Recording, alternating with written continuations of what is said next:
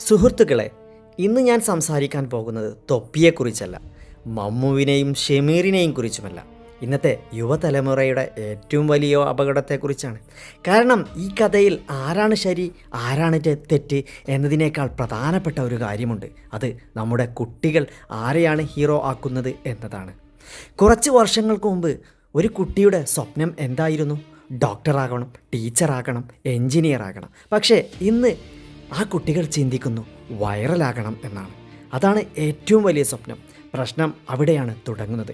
കാരണം വൈറൽ ആകാൻ കഴിവ് വേണ്ട, ചിലപ്പോൾ വിവാദം മതി.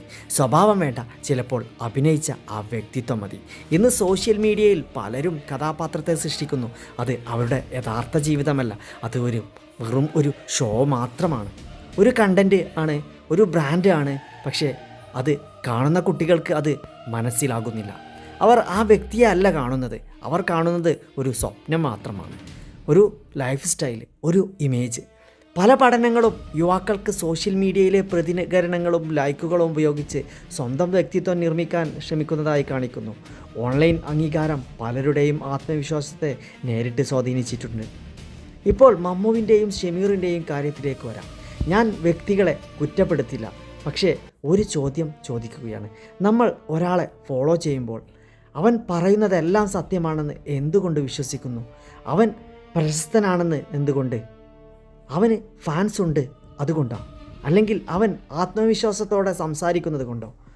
ഇന്ന് യൂട്യൂബിലും ഇൻസ്റ്റാഗ്രാമിലും നമ്മൾ കാണുന്നത് യഥാർത്ഥ ജീവിതമല്ല, അത് എഡിറ്റ് ചെയ്ത ജീവിതമാണ്, തിരഞ്ഞെടുത്ത നിമിഷങ്ങളാണ്.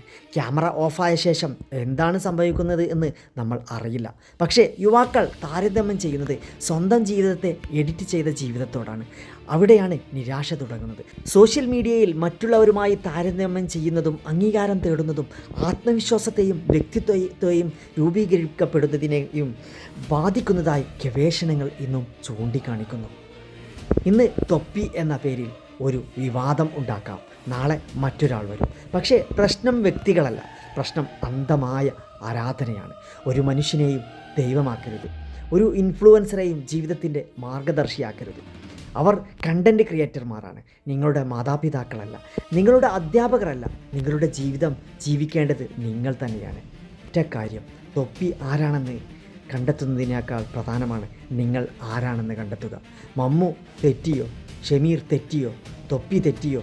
അതിനു മുമ്പ് ഒരു കാര്യം ചോദിക്കൂ, ഞാൻ ആരെയാണ് അന്ധമായി വിശ്വസിക്കുന്നത്? കാരണം ഫേക്ക് ഐഡൻറ്റിറ്റി പൊളിയുമ്പോൾ നഷ്ടമാകുന്നത് ഒരു ഇൻഫ്ലുവൻസറുടെ ഇമേജ് മാത്രമല്ല, അവനെ മാതൃകയാക്കിയ ഒരുപാട് യുവാക്കളുടെ വിശ്വാസമാണ്. അതുകൊണ്ട് ആരെയും ഫോളോ ചെയ്യൂ, പക്ഷേ ചിന്തിക്കാതെ ഫോളോ ചെയ്യരുത്. ആരെയും ഇഷ്ടപ്പെടൂ, പക്ഷേ നിങ്ങളുടെ വ്യക്തിത്വം അവർക്ക് വാടകയ്ക്ക് കൊടുക്കരുത്. കാരണം ഈ ലോകത്ത് മറ്റൊരു തൊപ്പിയെ ആവശ്യമില്ല, ഈ ലോകത്തിന് യഥാർത്ഥ നിങ്ങളെയാണ് ആവശ്യം. സോഷ്യൽ മീഡിയയിൽ ഒരു ഐഡൻറ്റിറ്റി ഉണ്ടാക്കാൻ 5 മിനിറ്റ് മതി, പക്ഷേ യഥാർത്ഥ വ്യക്തിത്വം ഉണ്ടാക്കാൻ ഒരു ജീവിതകാലം മുഴുവൻ കഷ്ടപ്പെടണം.